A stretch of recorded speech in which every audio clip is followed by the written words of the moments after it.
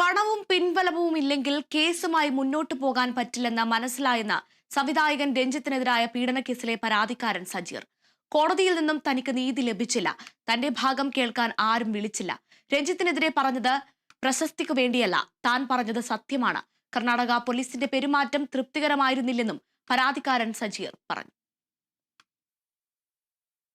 എനിക്കൊരു ഹോപ്പ് ഉണ്ടായിരുന്നു. കാരണം എല്ലാം ഞാൻ കൊടുത്തിരിക്കുന്ന ഈ എവിഡൻസ് എല്ലാം കൊടുത്തതെല്ലാം വെച്ചിട്ട് എന്തായാലും ഇതിൽ എന്തെങ്കിലും ഒരു ഇമ്പ്രൂവ്മെൻ്റ് ഉണ്ടാവും, അല്ലെങ്കിൽ ഞാൻ പറഞ്ഞ കാര്യത്തിനൊരു ജസ്റ്റിസ് ഉണ്ടാവും എന്ന് ഞാൻ ഒരുപാട് പ്രതീക്ഷിച്ചു. അവർ 2 വട്ടം ഞാൻ ബാംഗ്ലൂരിൽ പോയി ഹോട്ടൽ കാണിച്ചു കൊടുക്കാൻ വേണ്ടിയിട്ട് 2 ദിവസം അവിടെ നിന്നു.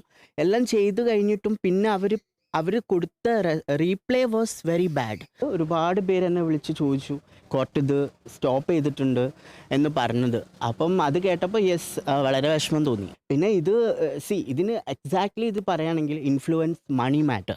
എന്നെ ഒരു ആളും വിളിച്ചിട്ടില്ല എൻ്റെ പാർട്ട് കേൾക്കാൻ.